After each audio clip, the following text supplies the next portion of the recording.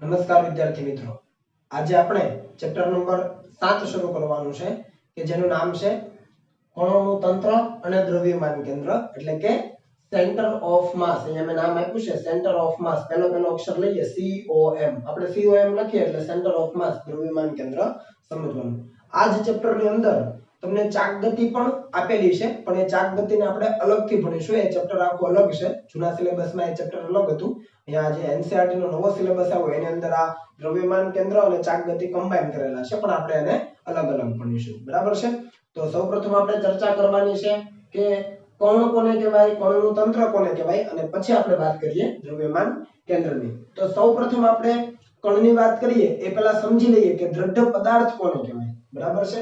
તો અહીંયા વ્યાખ્યા આપણે લઈએ દ્રઢ પદાર્થ.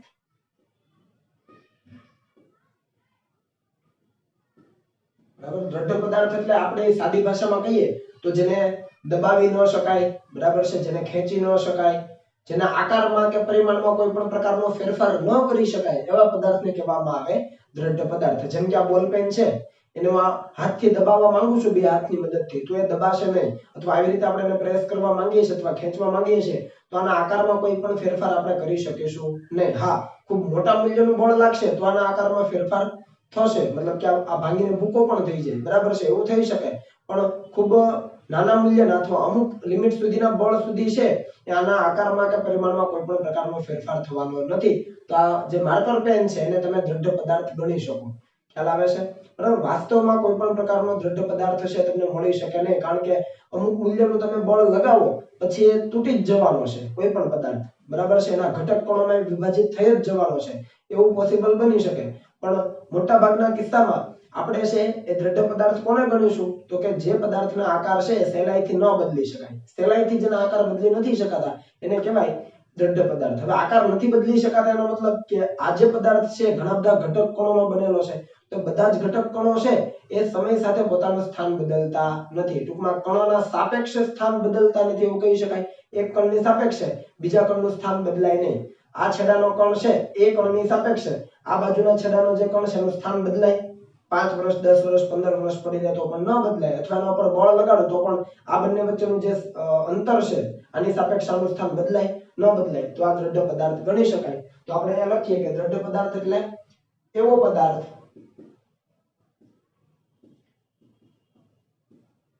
કે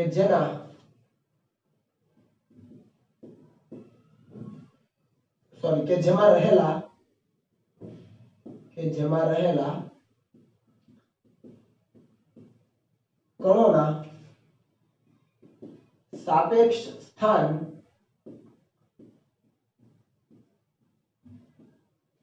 સમય સાથે ન બદલાય.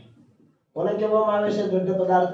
એવો પદાર્થ કે જેમાં રહેલા જે કણો છે એના સાપેક્ષ સ્થાન સમય સાથે ન બદલાય તો એને કહેવાય દ્રઢ પદાર્થ. એટલે આપણે દ્રઢ પદાર્થની જ વાત કરીશું. બરાબર છે? બીજી વાત કરીએ કણ. કણ કોને કહેવાય? તો કણ એટલે બિંદુવત દળ ધરાવતો પદાર્થ અથવા દળ ધરાવતો બિંદુવત પદાર્થ. બિંદુવત દળ તો ન કહેવાય પણ આવું કહી શકીએ દળ ધરાવતો બિંદુવત પદાર્થ. તમે કોઈ પણ એક નાનું આમે ટપકું કર્યું છે તો એને કણ કહી શકાય. એનું દળ કેવું હશે? ખૂબ સૂક્ષ્મ હશે, એટલે દળ તો એનું હશે જ. દળ ધરાવતો એ બિંદુવત પદાર્થ એટલે એને આપણે કહી શકીએ કણ.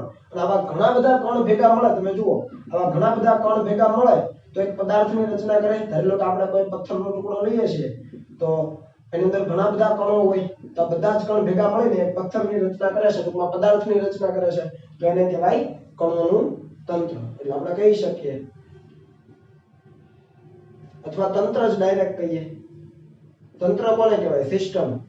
તો આપણે લખી શકીએ કે ઘણા બધા કણો અથવા ખૂબ મોટી સંખ્યાના કણો, ખૂબ મોટી સંખ્યાના કણો ભેગા મળીને શાની રચના કરે છે? તંત્ર બનાવે છે. ઘણા બધા કણ ભેગા થાય તો આખી એક સિસ્ટમ બને, તંત્ર બને. ક્લિયર થાય છે? તો આટલી બાબતો ક્લિયર છે. પછી આપણે વાત કરીએ આંતરિક બળની. આંતરિક બળ આંતરિક બળ એટલે પદાર્થની અંદર લાગતા બળ. હવે કોઈ પણ એક ધારી લો કે આવો એક પદાર્થ છે, આવી રીતે કોઈ પણ એક પદાર્થ છે, બરાબર છે, એની અંદર ઘણા બધા કણો ગોઠવાયેલા છે, આવી રીતે તમે વિચારો તો ઘણા બધા કણો ગોઠવાયેલા હોય, બરાબર છે, આખા પદાર્થની અંદર. હવે એમાં એક કણ છે એની બાજુમાં બીજો કણ ગોઠવાયેલો હશે તો બંને એકબીજા ઉપર બળ લગાડતા હોય. ધારી લો કે હું દૂર દૂરના કણ લઉં, આ એક બે કણ એ બંને છે ખૂબ એકબીજાની નજીક, પણ મેં તમારી સમજ માટે દૂર દૂર દર્શાવ્યા. તો એક કણ બીજા ઉપર કેટલું બળ લગાડે? તો આવી રીતે લગાડે, બીજા પર પેલા વડે, અને બીજો પેલા ઉપર ક્યાં લગાડે? આવી રીતે પેલા પર બીજા વડે. ન્યૂટન ગતિના ત્રીજા નિયમ મુજબ બંને સમાન મૂલ્યના પરસ્પર વિરુદ્ધ દિશામાં ના હોય. ખ્યાલ આવે છે? એટલે કોઈ પણ બે કણ છે એ પરસ્પર એકબીજા ઉપર બળ લગાડશે, એના મૂલ્યો સમાન હશે, દિશા પરસ્પર વિરુદ્ધ હશે, તો આ બંનેનું પરિણામી કેવું થઈ જાય? શૂન્ય થઈ જાય. એટલે અંદરો અંદર જે કણ છે એ અંદરો અંદર જે બળ લગાડે છે એનું પરિણામી બળ કેવું હોય? શૂન્ય હોય. એટલે આપણે આવું લખી શકીએ કે F internal is equal to 0. કેમ આવું? મેં તમને સમજાવ્યું કે કોઈ પણ બે કણ છે એ પરસ્પર એકબીજા ઉપર બળ લગાડે છે તો બંનેના બળના મૂલ્યો સમાન પણ દિશા પરસ્પર વિરુદ્ધ. ન્યૂટન ગતિના ત્રીજા નિયમ મુજબ સિમ્પલ છે, આઘાત પ્રત્યાઘાત સમાન મૂલ્યના પરસ્પર વિરુદ્ધ દિશાના હોય. તો એ કારણથી તમે જોવો તો જેટલી પણ જોડ છે એની અંદર અને કણની જેટલી પણ જોડ બને છે એમના વચ્ચે જે પણ કઈ આંતરિક બળ લાગે છે, આંતરિક બળનું પરિણામી બળ કેવું? શૂન્ય થાય. તો આંતરિક બળ છે શું? તો આપણે લખી શકીએ કે પદાર્થની અંદર રહેલા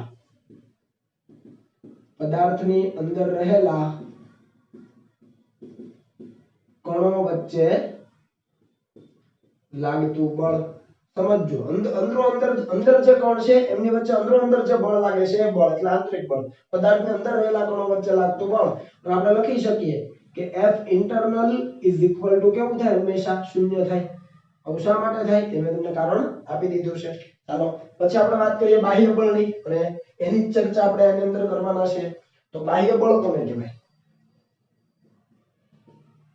બાહ્ય બળ આપણે લખી શકીએ કે પદાર્થ પર બહારથી લાગતા બળને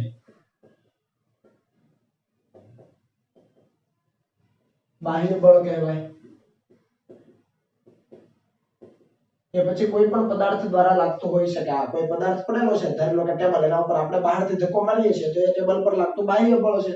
એટલે બહારથી જે બળ લાગતું ને આપણે બાહ્ય બળ કહીએ. અને બાહ્ય બળ ક્યારેય શૂન્ય હોતું નથી. આ પરિણામી બાહ્ય બળ શૂન્ય હોય, ખ્યાલ આવે છે? તો આપણે જોઈશું જ્યારે આવશે ત્યારે, એની ચિંતા અત્યારે તમારે કરવાની જરૂર નથી. હવે વાત કરીએ દ્રવ્યમાન કેન્દ્રની, એટલે કે સેન્ટર ઓફ માસ કોને કહેવાય? તો દ્રવ્યમાન કેન્દ્ર એટલે બીજું કશું નથી, પદાર્થની અંદરનું એક એવું બિંદુ. દ્રવ્યમાન કેન્દ્ર એટલે શું? તો કે પદાર્થની અંદરનું એક એવું બિંદુ કે જે બિંદુ પાસે આપેલા પદાર્થનું સમગ્ર દળ કેન્દ્રિત થયેલું ગણી શકાય. વ્યાખ્યા લખો એટલે સમજ આવે. દ્રવ્યમાન કેન્દ્ર એટલે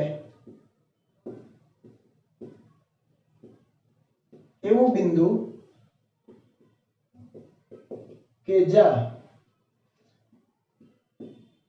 પદાર્થનું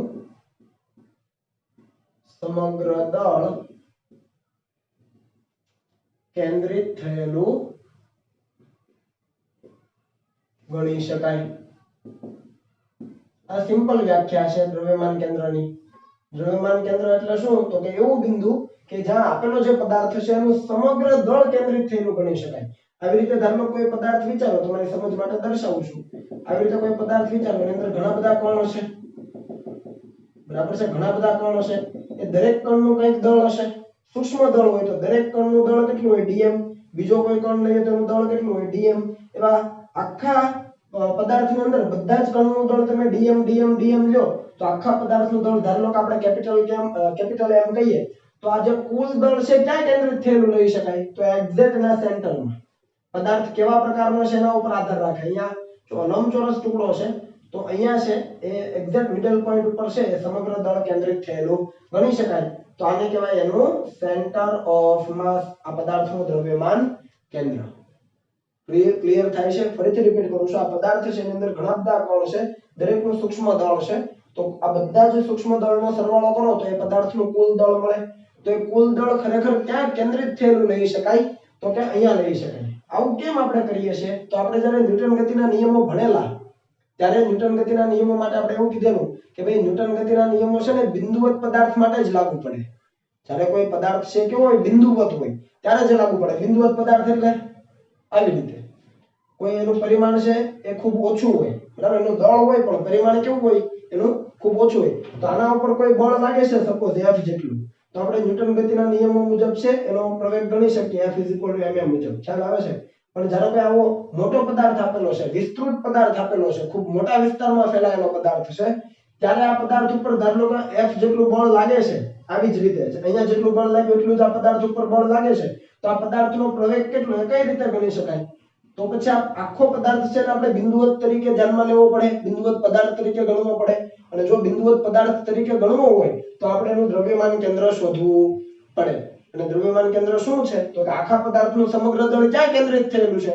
તો કે ભાઈ અહીંયા કેન્દ્રિત થયેલું છે. ચાલો, તો આ m આપણને મળી ગયો. તો આ m અહીંયા મળી ગયો એટલે F m * a પરથી પ્રવેગ શોધી શકાય. સમજ આવે છે? તો દ્રવ્યમાન કેન્દ્ર એટલા માટે ઉપયોગી છે કે આપણું જે પણ એનાલિસિસ છે, બરાબર છે, જે પણ ગણતરીઓ છે સરળ બને. ક્લિયર થાય છે? તો પદાર્થની અંદરનું એવું બિંદુ કે જ્યાં પદાર્થનું સમગ્ર દળ કેન્દ્રિત થયેલું હોય એને કહેવાય એનું દ્રવ્યમાન કેન્દ્ર. હું તમને એનું ઉદાહરણ આપું, બરાબર, ખાલી એક આકૃતિ નથી બનાવતો એવી, પણ હું તમને ખાલી ઉદાહરણ આપું. ધારો કે હથોડી છે તમારી પાસે આવી રીતની, આવી રીતે હથોડી છે, તમને ખ્યાલ હશે આ લાકડાનો હાથો છે અને આ લોખંડનો પેલો ભાગ છે. આ જે ભાગ છે કેવો છે? લોખંડનો ભાગ છે. આ ડાર્ક કરું છું એટલો ભાગ, બરાબર છે ને? તો તમે ધારો કે આ બિંદુ ઉપર બળ લગાડો, આ બિંદુ ઉપર આમ બળ લગાડો, તો હથોડી કઈ રીતે ગતિ કરે? તો એક્ઝેક્ટ આ જ રીતે ગતિ કરે. આ બિંદુ જે છે ડાર્ક કરતું, આ ડાર્ક કરેલું બિંદુ, તો આ જે બિંદુ છે હથોડી પરનું, એના ઉપર તમે આ જમણી બાજુ બળ લગાડો તો આખી હથોડી આ રીતે ગતિ કરે, બરાબર? તો આ બિંદુને કહેવાય એનું સેન્ટર ઓફ માસ. કેમ? કારણ કે તમે બળ ખરેખર તમે અહીંયા લગાવ્યું છે પણ બધા જ કણ એક સરખી ગતિ કરે છે, બરાબર છે? તો આ છે સેન્ટર ઓફ માસ. ધારી લો સપોઝ હવે આ કાઢી નાખું છું અને હવે કોઈ બીજું બિંદુ વિચારો, આ બિંદુ પણ ન વિચારતા હવે કોઈ બીજું બિંદુ વિચારીએ. તમે જુઓ, ધારો કે હું બળ અહીંયા લગાવું, F જેટલું બળ અહીંયા લગાવું, તો હવે હથોડી કઈ રીતે ગતિ કરશે? આખી ઉપર જશે? તો કે ના, ખાલી આ રોટેશનલ મોશન આવી રીતે ફરતી ગતિ કરશે. કેમ? કારણ કે અહીંયા કરતા અહીંયા વધારે દળ છે. આ લોખંડનો ભાગ છે આટલો, ખ્યાલ આવે છે? આટલો લોખંડનો ભાગ છે એટલે તમે અહીંયા હાથા ઉપર જ્યારે બળ લગાડશો ત્યારે ખાલી વર્તુળાકાર ગતિ જ કરશે. થોડું ઘણું એનું સ્થાન બદલાશે આનું, પણ કરશે વર્તુળાકાર ગતિ, એક્ઝેક્ટ આમ સીધી રેખામાં ગતિ કરશે નહીં. તો આ જે બિંદુ છે એનું દ્રવ્યમાન કેન્દ્ર કહી શકાય નહીં. સમજ આવે છે? પણ અહીંયા જ્યારે આપણે બળ લગાડતા હતા ત્યારે શું થતું હતું? આવી રીતે તમે બળ લગાડો તો એક જ દિશામાં ગતિ થાય, અથવા તમે આના ઉપર બળ લગાડો આમ તો એક જ દિશામાં ગતિ થાય, તો એને એનું દ્રવ્યમાન કેન્દ્ર કહી શકાય. આપણે જોઈશું કે જુદા જુદા પદાર્થોના દ્રવ્યમાન કેન્દ્ર કઈ રીતે શોધી શકાય, બરાબર? પણ અત્યારે માત્ર વ્યાખ્યા તમે યાદ રાખી લો. આટલી વસ્તુ ક્લિયર થઈ ગઈ છે, બરાબર? જ્યારે પણ કોઈ પદાર્થ ઉપર બળ લગાડતા હશું ત્યારે બધા જ બળ ક્યાં લાગતા ગણીશું આપણે? દ્રવ્યમાન કેન્દ્ર ઉપર લાગે છે એવું આપણે ગણીશું. એટલે અહીંયા સાથે લખી દઉં કે જ્યારે પદાર્થ પર બાહ્ય બળ લાગતા હોય, કેમ કે આંતરિક બળનું પરિણામી બળ તો શૂન્ય છે, તો જ્યારે પદાર્થ પર બાહ્ય બળ લાગતા હોય ત્યારે તે બધા જ બળો પદાર્થના દ્રવ્યમાન કેન્દ્ર પર લાગે છે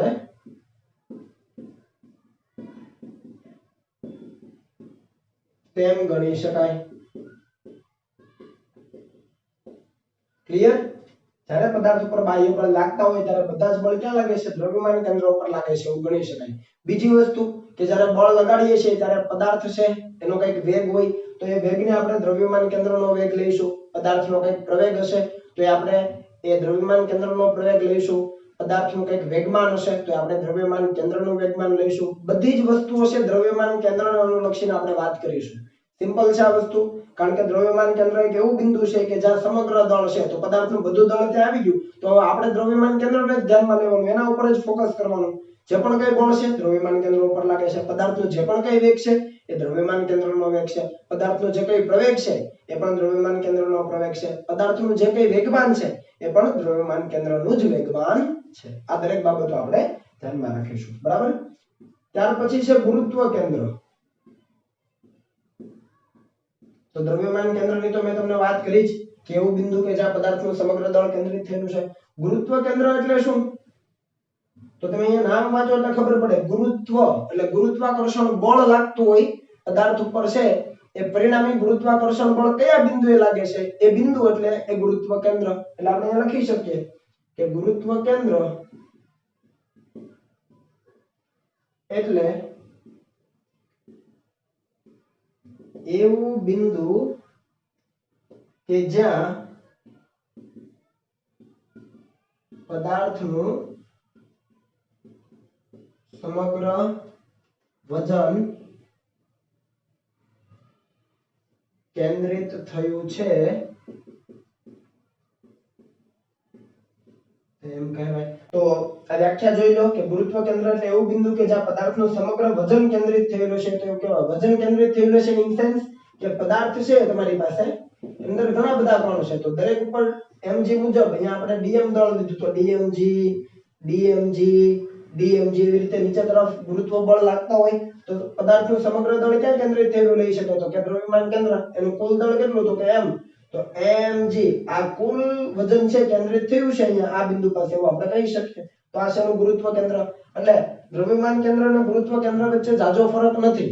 દ્રવ્યમાન કેન્દ્ર એટલે સમગ્ર દળ કેન્દ્રિત થયેલું છે એવું લઈ શકાય અને ગુરુત્વ કેન્દ્ર એટલે એમાં જીની એન્ટ્રી થાય એટલે સમગ્ર વજન કેન્દ્રિત થયેલું છે એવું બિંદુ એટલે તમારું ગુરુત્વ કેન્દ્ર। ક્લિયર? પણ ગુરુત્વ કેન્દ્રની ચર્ચા આપણે ડિટેલમાં કરવાના નથી। આપણે વાત કરીશું દ્રવ્યમાન કેન્દ્રની। બીજી વસ્તુ કે મોટા ભાગે દ્રવ્યમાન કેન્દ્ર અને ગુરુત્વ કેન્દ્ર એકબીજા ઉપર જ સંપાત થયેલા હોય। ટૂંકમાં જ્યાં પદાર્થનું દ્રવ્યમાન કેન્દ્ર હોય ત્યાં જ એનું ગુરુત્વ કેન્દ્ર હોય। જો આપણે પૃથ્વી પરના બિંદુની વાત કરતા હોઈએ તો કોઈ પણ પદાર્થ છે એ પૃથ્વીની સપાટી ઉપર છે તો એના માટે ગુરુત્વ કેન્દ્ર જ્યાં હોય એ જ બિંદુ ઉપર દ્રવ્યમાન કેન્દ્ર હોય। ટૂંકમાં ગુરુત્વ કેન્દ્ર અને દ્રવ્યમાન કેન્દ્ર એકબીજા ઉપર સંપાત થયેલા હોય।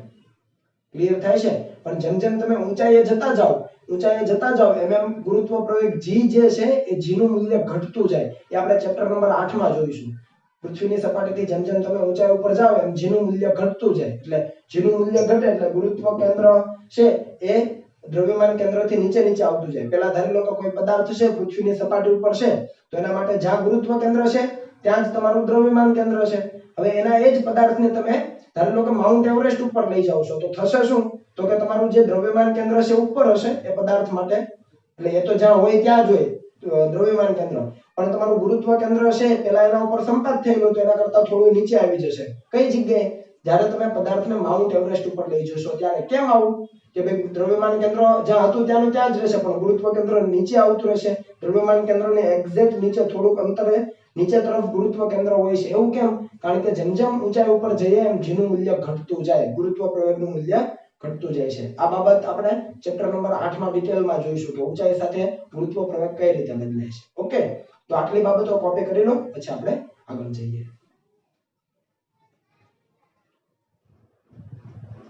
ચાલો ત્યાર પછી વાત કરીએ બે કણોના તંત્રનું દ્રવ્યમાન કેન્દ્ર કઈ રીતે શોધી શકાય એના વિશે। તો એના માટે આપણે અહીંયા એક તંત્ર લઈએ છીએ। સૌથી પહેલા તો હું એક યામાક્ષ પદ્ધતિ લઈ લઉં છું, બરાબર। આ x અક્ષ છે અને આ y અક્ષ છે, બરાબર।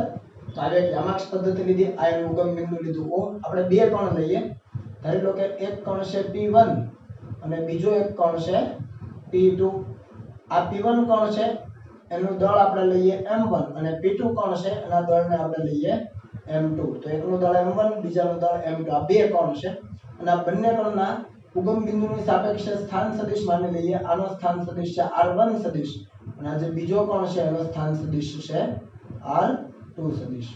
તો આ બંને જે કણ છે એના તંત્રનું આપણને દ્રવ્યમાન કેન્દ્ર જોઈએ છે। તો આપણે અહીંયા લખી શકીએ કે આપેલા બંને કણોના તંત્રનું દ્રવ્યમાન કેન્દ્ર અને એ દ્રવ્યમાન કેન્દ્રને આપણે લખીશું RCM।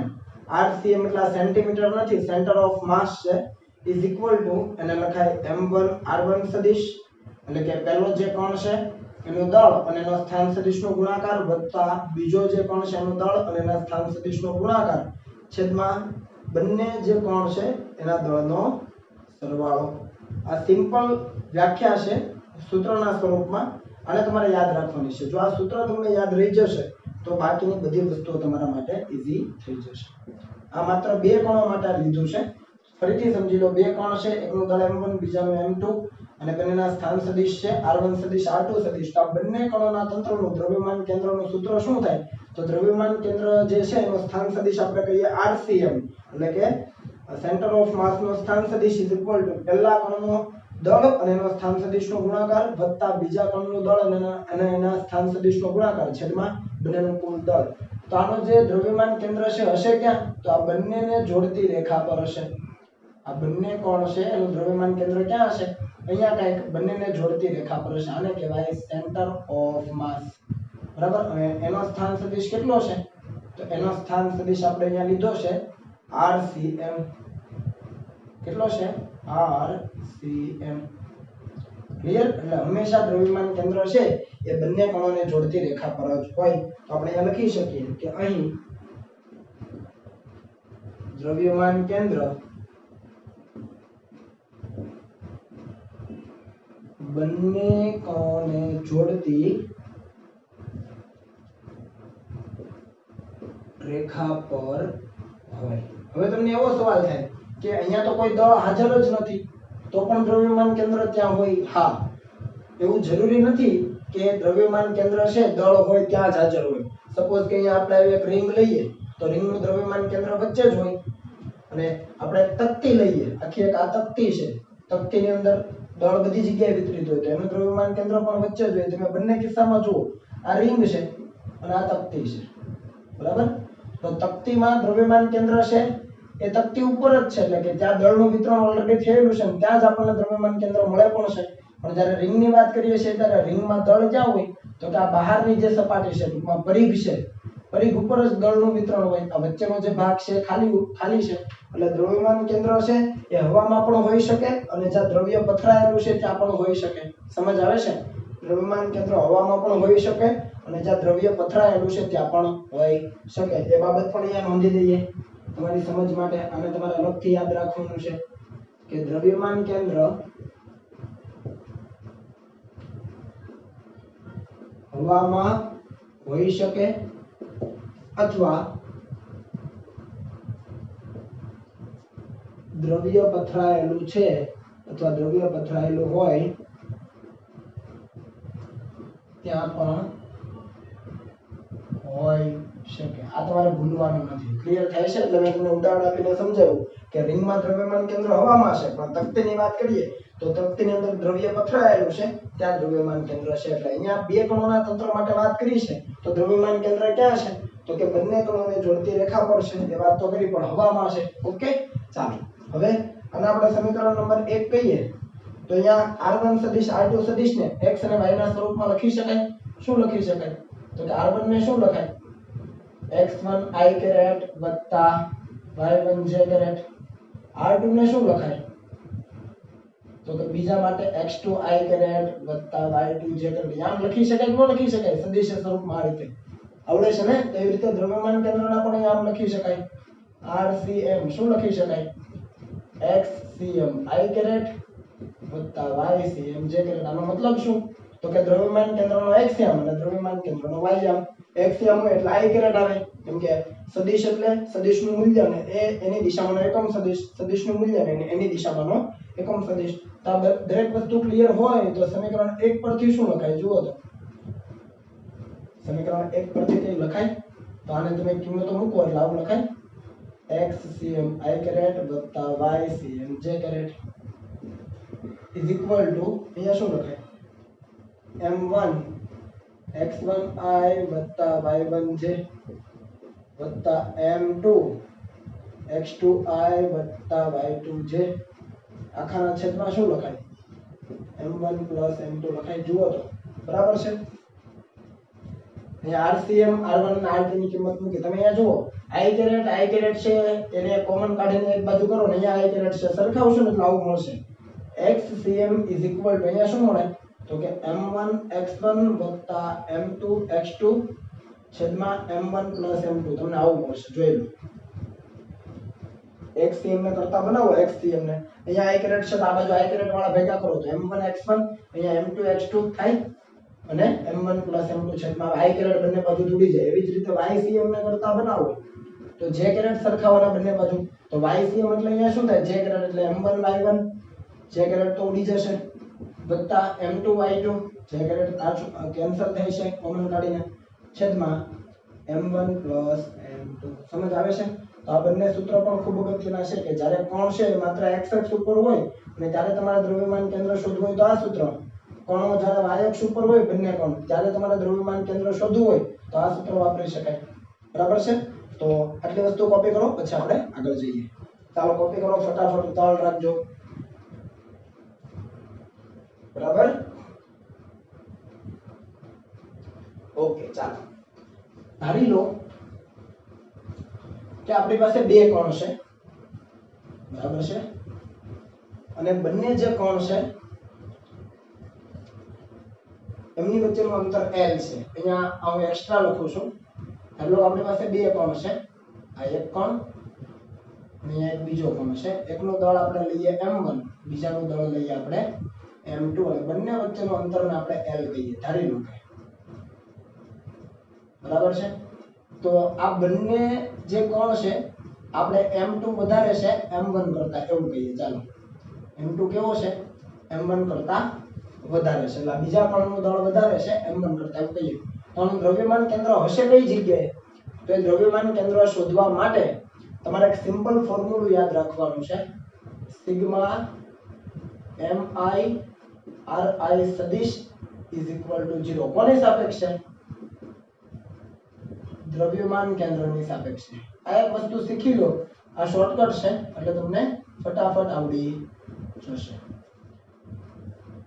આ વસ્તુ તમારે યાદ રાખવાની છે આ પરીક્ષામાં તમારે નથી લખવાનું કોમ્પિટિટિવ એક્ઝામ માટે આ તમને ટોપિક કરાવી રહ્યો છું આટલો એ ખાસ ધ્યાન રાખજો અહીંયા તમારે આ યાદ રાખવાનું છે કે દ્રવ્યમાન કેન્દ્રની સાપેક્ષે જો આપણે વિચારીએ તો દ્રવ્યમાન કેન્દ્રની સાપેક્ષે સિગ્મા mi ri 0 આ સિગ્મા mi ri એટલે ધારો કે બે કોણ હોય તો શું લખાય m1 r1 સદિશ m2 r2 સદિશ બરાબર 0 ત્રણ હોય તો m1 r1 m2 r2 m3 r3 બરાબર 0 ચાર હોય તો એ રીતે પાંચ હોય તે રીતે ટૂંકમાં જેટલા કોણ હોય એટલા પદ તમારે અહીં આવશે બે કોણ છે તો બે પદ આવ્યા ત્રણ કોણ હોય તો ત્રણ પદ આવે બરાબર 0 કરી દેવાનું કોની સાપેક્ષે લેવાનું દ્રવ્યમાન કેન્દ્રની સાપેક્ષે સદિશો કોની સાપેક્ષે લેવાનું દ્રવ્યમાન કેન્દ્રની સાપેક્ષે ક્લિયર છે ચાલો તો એ વસ્તુ આપણે અહીંયા જોઈએ જુઓ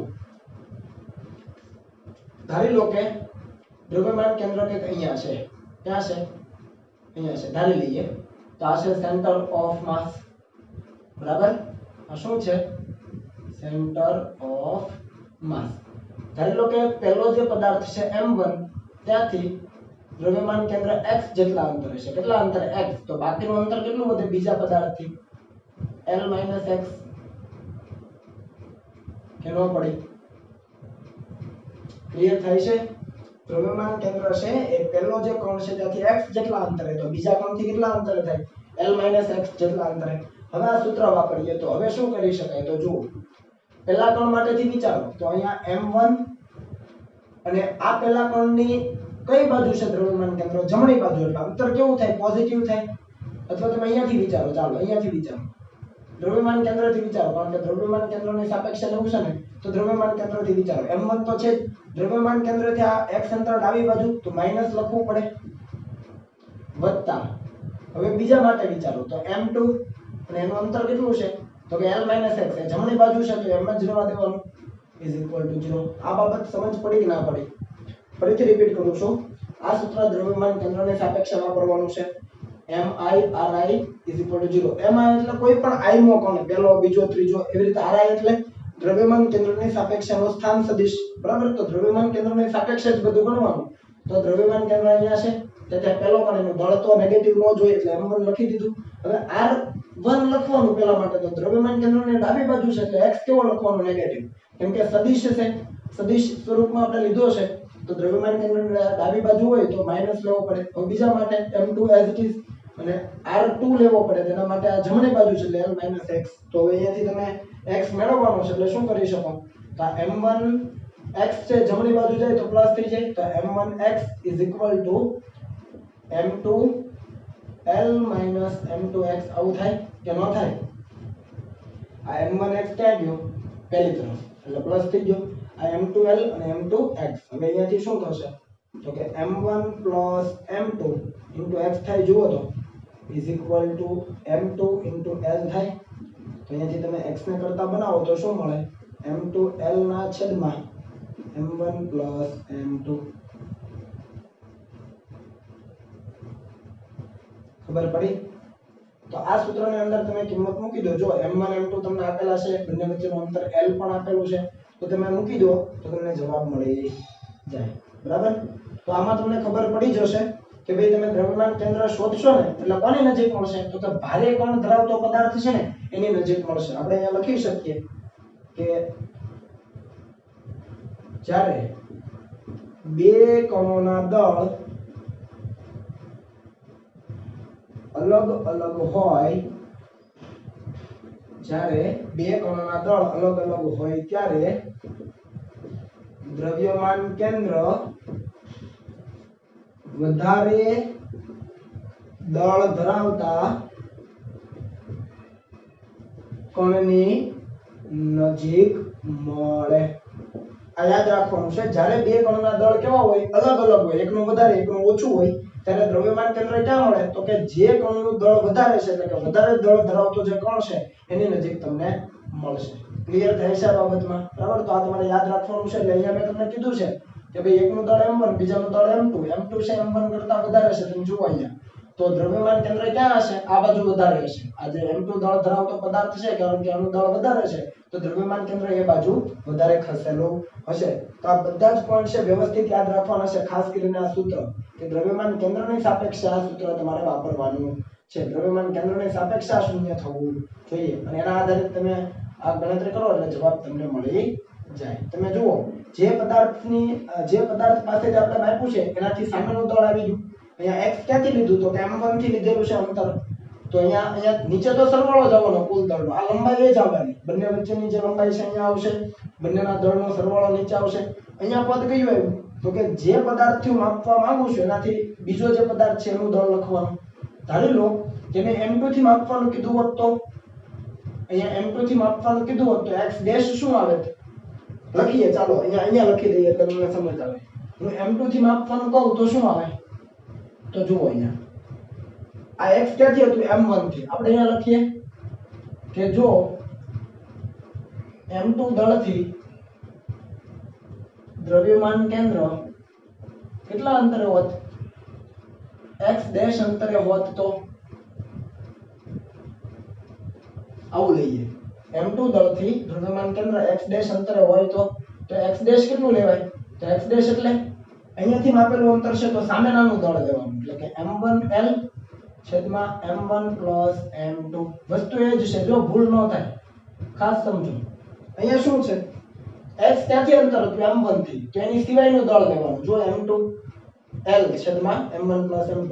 અહીંયા m2 દળથી આપણે x ડેશ અંતર લીધું તો હવે m2 થી હું માપું છું દ્રવ્યમાન કેન્દ્રનું અંતર તો સામેનું દળ લેવાનું m1. બાકીનું એઝ ઇટ ઇઝ. જો l ના છેદમાં m1 plus m2 તો છે જ. ક્લિયર થાય છે? એટલે તમે જે દળ પાસેથી અંતર માપો છો એની સામેનું દળ લેવાનું થાય. આ દળથી માપ્યું તો સામેનું દળ લીધું. આ દળથી માપ્યું m2 થી તો સામેનું દળ m1 લીધું. ક્લિયર? બરાબર? આ એક બાબત તમારે ધ્યાન રાખવાની છે. અને આપણે જે સૂત્ર લીધું છે આ સૂત્રની અંદર તમે અહીંયા સાથે એડ કરી દેજો કે જો m1 m2 હોય તો જો m1 m2 બરાબર m હોય તો શું થાય? અહીંયા તો અહીંયા તમે જુઓ અહીંયા તમે લખી શકો xcm અહીંયા પણ m અહીંયા પણ m અહીંયા પણ m એટલે આવું લખાય mx1 mx2 છેદમાં 2m થઈ જાય. કેમ કે m1 m2 m તો અહીંયા પણ m અહીંયા પણ m તો એ વસ્તુ ઉપર કરી દીધી છેદમાં m m એટલે 2m. તો m કોમન નીકળે એટલે m બધેથી કેન્સલ થાય તો અહીંયા વધે x1 x2/2. એનો મતલબ શું થયો? તો કે બે સમાન દળ ધરાવતા પદાર્થ હોય એનું દ્રવ્યમાન કેન્દ્ર એક્ઝેક્ટ વચ્ચે હોય છે તો એ પણ લખી દઈએ કે બે સમાન દળ ધરાવતા પદાર્થનું દ્રવ્યમાન કેન્દ્ર બરાબર મધ્યમાં હોય છે. કેમ કે આ જે કિસ્સો ડિસ્કસ કર્યો છે એ તો એકનું દળ ઓછું ને એકનું દળ વધારે છે એના માટે, પણ બંને સમાન દળ ધરાવતા હોય તો સમાન દળ ધરાવતા હોય તમે જુઓ પેલું ઉગમ બિંદુથી x1 અંતર ઉગમ બિંદુથી x2 અંતર ડિવાઇડેડ બાય 2 એક્ઝેક્ટ મિડલમાં આવી જશે. તો બે સમાન દળ ધરાવતા પદાર્થનું દ્રવ્યમાન કેન્દ્ર છે બરાબર ક્યાં હોય છે? બંને પદાર્થોની મધ્યમાં હોય છે. તો આ એક બાબત વચ્ચે એડ કરી દેજો અને પછી આટલું લખી લો. આ ટોપિક છે તમારે કોમ્પિટિટિવ એક્ઝામ માટે તમારે યાદ રાખવાનો છે. પછી આપણે આનો દાખલો પણ લઈએ. ઓકે, ચાલો આટલું લખી લો.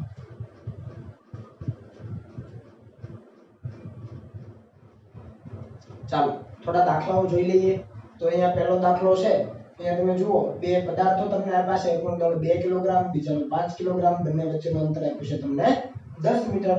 તો આપણને કીધું છે કે આ તંત્રનું દ્રવ્યમાન કેન્દ્ર શોધો. હવે આપણને ડાયરેક્ટ જોવાથી જ ખબર પડી જાય કે દ્રવ્યમાન કેન્દ્ર ક્યાં હશે. તો દ્રવ્યમાન કેન્દ્ર છે 5 કિલોગ્રામનો પદાર્થ છે એની નજીક હશે કારણ કે એનું દળ વધારે છે. તો અહીંયા આપણે દ્રવ્યમાન કેન્દ્ર લખી શકીએ. આ છે આપણું સેન્ટર ઓફ માસ. ધારી લો કે 2 કિલોગ્રામનો જે પદાર્થ છે ત્યાંથી કેટલા અંતરે છે? x જેટલા અંતરે છે. 2 કિલોગ્રામનો જે પદાર્થ છે ત્યાંથી કેટલા અંતરે છે? x જેટલા અંતરે. તો બાકી કેટલું બચે? 10 - x અંતર. બરાબર. તો આપણે ડાયરેક્ટ જાણીએ છીએ કે 2 kg ના પદાર્થથી દ્રવ્યમાન કેન્દ્રનું અંતર 2 કિલોગ્રામના પદાર્થથી દ્રવ્યમાન કેન્દ્રનું અંતર આપણે x શોધવું છે. તો કોનું દળ લેવાનું? તો આપણે જે પદાર્થથી શોધવા માંગીએ છીએ એની સામેનું દળ લેવાનું. એટલે અહીંયા લેવાનું 5 kg ઇન્ટુ બંને વચ્ચેનું અંતર લેવાનું 10 છેદમાં બંને દળનો સરવાળો. એટલે 5 ને 2 7. તો આ થઈ ગયું 50/7 મીટર. જુઓ ક્લિયર છે? ઈઝી દાખલો. ખ્યાલ આવ્યો ને? વધારે દળ ધરાવતા પદાર્થની નજીક દ્રવ્યમાન કેન્દ્ર હોય તો આપણે જાણીએ જ છીએ. બરાબર. તો તમે અહીંયાથી વેરીફાઈ કરી લો. જુઓ x બરાબર 50/7 કરો તો લગભગ 7 જેવો જવાબ આવે. 7 પોઈન્ટ સમથિંગ 49. એટલે 7 પોઈન્ટ સમથિંગ જવાબ આવે. તો તમે જુઓ અહીંયાથી 7 મીટર જેટલું અંતર છે તો બાકી કેટલું બચ્યું? 3.3 જેવું, લગભગ 3 મીટર જેવું. સમજ પડી ને? એટલે 5 કિલોગ્રામના પદાર્થથી દ્રવ્યમાન કેન્દ્રનું અંતર ઓછું છે. ટૂંકમાં દ્રવ્યમાન કેન્દ્ર એ 5 કિલોગ્રામના પદાર્થની નજીક છે. તમે અહીંયાથી પણ સાબિત કરી શકો. જુઓ અહીંયાથી પણ સાબિત કરી શકો 5 કિલોગ્રામના પદાર્થથી. તો 5 કિલોગ્રામના પદાર્થથી આપણે વિચારીએ તો 5 kg થી વિચારતા 5 kg થી વિચારો આપણે એને x ડેશ કહીએ તો શું આવે? b આવે સામેનો દળ છેદમાં બંને વચ્ચેનું અંતર 10 અને છેદમાં 7. તો શું આવે? 20/7. જુઓ આવે છે 20/7 કરો 2.9 સમથિંગ આવે. 7 દુ 14 એટલે આ 2 આવી ગયા. હવે કેટલા વધ્યા? 6. તો 6 અને 60 60/7 કરો તો 7 × 8 = 56 એટલે 2.8 સમથિંગ આવશે. 2.9 નહીં 2.8 સમથિંગ. આ કેટલું આવતું હતું? 7 પોઈન્ટ સમથિંગ 7.2 સમથિંગ આવશે. એટલે બંનેનો સરવાળો કરો 7 ને 2 9 9 ને 10 થઈ ગયું. અથવા તમે અહીંયાથી વિચારી શકો કે x ડેશ જોઈતું હોય તો 10 માંથી તમે 50/7 બાદ કરો. x ડેશ એટલે 5 કિલોગ્રામથી અંતર. તો આખું 10 હતું એ 10 માંથી x 10 - x હતું ને તો 10 - x એટલે 50/7. તો 70 - 50 એટલે 20/7 મીટર આવી ગયું. બધી જ રીતે જવાબ આવે છે. પણ સૂત્ર કયું કે જે પદાર્થથી તમે શોધવા માંગો છો એની સામેનું દળ લેવાનું છેદમાં ઇન્ટુમાં બંને વચ્ચેનું અંતર અને છેદમાં બંને દળનો સરવાળો 5 ને 2 7. ક્લિયર છે? ચાલો હવે આના માટે વિચારો. તમને અહીંયા બે દળ આપ્યા છે 2 કિલોગ્રામ જે ઉગમ બિંદુ ઉપર છે જેને આમ આપણે લખવા હોય તો લખી શકીએ 0 0. અને બીજું છે 4 કિલોગ્રામનું દળ જેને આમ આપ્યા છે 4 અને 3. તો આપણે કીધું છે દ્રવ્યમાન કેન્દ્રના યામ શોધો. હવે સૌથી પહેલા દ્રવ્યમાન કેન્દ્ર હોય ક્યાં? તો કે આ બંનેને જોડતી રેખા પર. એટલે આપણે બંનેને જોડતી રેખા પહેલા લઈ લઈએ. આ રેખા પર દ્રવ્યમાન કેન્દ્ર હોય. બરાબર છે? કઈ જગ્યાએ હોય? તો આપણને ખબર છે બંનેને જોડતી રેખા પર વધારે દળ ધરાવતા પદાર્થની નજીક. એટલે અહીંયા ક્યાંક હશે. તો આ આપણું શું થઈ ગયું? સેન્ટર ઓફ માસ. પહેલા આ વસ્તુ ક્લિયર થઈ ગઈ. બંને પદાર્થોને જોડતી રેખા પર અને વધારે દળ ધરાવતા પદાર્થની નજીક. જો બંને એક સરખા હોત 2 કિલોગ્રામના હોત તો એક્ઝેક્ટ મિડલ ઉપર હોત. બરાબર. તો આપણું કામ ઈઝી જ હતું. પણ અહીંયા દળ અલગ અલગ છે એટલે દ્રવ્યમાન કેન્દ્ર વધારે દળ ધરાવતા પદાર્થની નજીક હશે. તો આપણે આ યામ લેવાના છે. કયા કયા? આ અને આ યામ. અને આપણે કહીએ xcm. ના કહીએ આપણે YCM. આ XCM અને YCM આપણે લેવાના છે, શોધવાના છે. તો તમે જુઓ કે આ તમને કેટલું આપ્યું છે, આ બાજુ આ YM થાય ને તો એ 3 આપ્યો છે. એનો XCM કેટલો આપ્યો છે, તો અહીંયાથી માંડીને અહીંયા સુધીનું અંતર કેટલું આપ્યું છે તમને? વ્યવસ્થિત લઈએ, 4 આપ્યું છે. ખ્યાલ આવે છે? કેમ કે પેલો હોય XCM હોય, આ 4 કિલોગ્રામ માટે પેલો XCM, તો આ 4 છે અને આ જે બાજુ છે એ આ પદાર્થ માટે 3 છે. તો આ 3 હોય, આ બાજુનું માપ 4 હોય, આખું કેટલું બને? 5 બને. આખું કેટલું બને? 5 બને. તો આપણે અહીંયાથી લખીએ A થી B સુધી અને એને B કહીએ તો AB બરાબર કેટલું થાય? 5 થાય. અને આ ખૂણો કેટલો થઈ જાય એ પણ આપણને ખબર પડી જાય, કારણ કે આ 3 છે, આ 4 છે, તો આ ખૂણો થાય 37 નો. તો આ બધી જ વસ્તુ ક્લિયર થાય છે ને. આપણે આ આમ જોઈએ છે XCM YCM, તો આપણને 4 કિલોગ્રામ નો દળનો જે પદાર્થ છે ને આમ આપ્યા XCM 4 YM 3 એ લખી દીધા. તો આ 3 છે, આ 4 છે, તો આ કર્ણ કેટલો થઈ જાય? AB 5 મીટર થઈ જાય. આપણે મીટરમાં લખીએ, ચાલો ને, બરાબર છે. અને બીજી વસ્તુ કે આ 3 છે, આ 4 છે, એટલે આ ખૂણો કેટલો? 37 નો. તો હવે આપણને ખબર પડી જાય કે પહેલા તો આ બંને માટેનું આપણે આ શોધી લઈએ. આ અંતર ધારી લો કે આ અંતર છે r. તો r આપણે શોધો, r કઈ રીતે શોધાય? તો r બરાબર 2 કિલોગ્રામ થી આપણે અંતર r લીધું છે, તો સામેનું દળ ગુણ્યા બંને વચ્ચેનું અંતર કેટલું છે? તો કે 5 છેદમાં બંનેના દળનો સરવાળો એટલે 6. તો આ થઈ ગયું 2 અને આ થઈ ગયું 3. તો r બરાબર 10/3 મીટર. આટલી વસ્તુ ક્લિયર થઈ ગઈ કે નથી થઈ? આખું અંતર આપણી પાસે છે 5, તો અહીંયાથી આ દળ છે ત્યાંથી આપણે r અંતર લીધું, તો સામેનું દળ એટલે 4 ગુણ્યા બંને વચ્ચેનું અંતર એટલે 5 છેદમાં બંનેના દળનો સરવાળો 4 ને 2 6, આના અડધા 2 આના અડધા 3, આ તો 10/3. હવે r છે તમારી પાસે, આ r છે, આ ખૂણો 37, તો આ r cos 37, એટલે તમે ડાયરેક્ટ લખી શકો હવે કે XCM બરાબર r cos 37 બાય r એટલે 10/3 ગુણ્યા cos 37 એટલે પાછળની બાજુ 4, બરાબર છે, પાછળની બાજુ 4 છેદમાં કર્ણ, તો 4/5. cos 37 ની કિંમત આવી આવે ને, તો આ થઈ ગયું 5 દુ 10, એટલે આ થઈ ગયું 8/3 મીટરમાં. અને એવી રીતે YCM લઈએ તો YCM શું થાય? તો YCM બરાબર r sin 37, r છે 10/3 ગુણ્યા sin 37 એટલે, તો sin 37 એટલે સામેની બાજુના છેદમાં કર્ણ, તો 3/5 ઇઝ ઇક્વલ ટુ અહીંયા થાય 5 દુ 10, આ 3 3 કેન્સલ, એટલે આ થઈ જાય 2 મીટર. તો આમ તમને કેટલા મળ્યા? 8/3 અને 2. તો એ જવાબ હું અહીંયા લખી દઉં છું.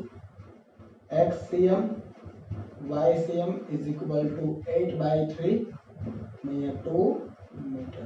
ક્લિયર છે? બરાબર, આવડી જાય. ચાલો આગળ વધીએ. અહીંયા બે દળ આપ્યા છે, M1 અને M2 બે દળ છે, અને આપણને કીધું છે કે જો M1 દળ છે એને જમણી બાજુ d અંતર સુધી ખસેડવામાં આવે તો M2 દળને કેટલા અંતર સુધી ખસેડવો જોઈએ કે જેથી દ્રવ્યમાન કેન્દ્રનું સ્થાન ન બદલાય, અને દળ છે કઈ બાજુ ખસેડવું જોઈએ એ પણ આપણને કીધું છે. સમજ પડી સવાલમાં? બે દળ આપ્યા છે અને આપણને કીધું છે કે આ M1 ને d અંતર જેટલો જમણી બાજુ ખસેડવામાં આવે છે, તો આ M2 ને કઈ બાજુ ખસેડવો જોઈએ કે જેથી કરીને દ્રવ્યમાન કેન્દ્રનું સ્થાન ન બદલાય, અને કેટલા અંતર સુધી, કઈ બાજુ અને કેટલા અંતર સુધી બંને આપણે કહેવાનું. તો શરૂઆતમાં આપણે સમજીએ, ધારો કે દ્રવ્યમાન કેન્દ્ર બંનેનો અહીંયા છે, બરાબર છે, આ છે એનું દ્રવ્યમાન કેન્દ્ર. ઓકે, તો આપણે M1 દળના પદાર્થથી ધારી લઈએ આ અંતર x1 છે, અને M2 દળના પદાર્થથી ધારી લઈએ દ્રવ્યમાન કેન્દ્રનું અંતર છે x2. આ વસ્તુ ક્લિયર થઈ? અથવા બીજા શબ્દોમાં ઉલટું વિચારીએ કે દ્રવ્યમાન કેન્દ્રથી પહેલું જે દળ છે એનું અંતર x1 અને દ્રવ્યમાન કેન્દ્રથી બીજું દળ છે એનું અંતર x2. તો શરૂઆતમાં આપણે શું લખી શકીએ?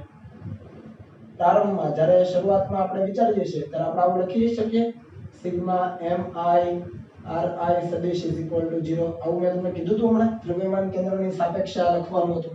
તો દ્રવ્યમાન કેન્દ્રની સાપેક્ષે આ સૂત્રને લખો તો શું લખાય?